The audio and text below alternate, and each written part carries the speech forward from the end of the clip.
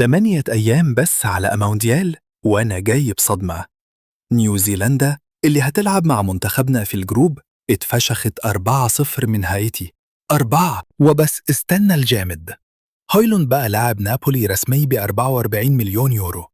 مان يونايتد خلصت منه وخدوا فلوس الإعارة كمان.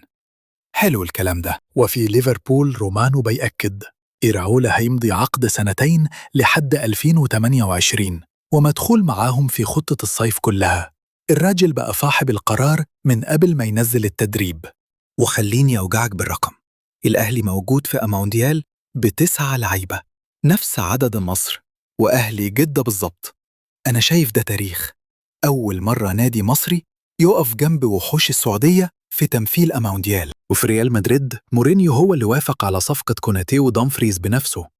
الراجل لسه ما تعينش أسبوعين وبقى بيختار اللعيبة. وفي المقابل سيبايوس طاير لأياكس ب6 مليون. عصر جديد خلاص. ورجعالك لمنتخبنا. طاقم تحكيم مكسيكي قرب يدير ماتش السبت ضد البرازيل، والتدريبات شغالة في أوهايو. 40,000 تذكرة اتباعت. أنا قاعد أعد الساعات. طب وإنت؟ إنهي خبر فيهم وجعك أكتر؟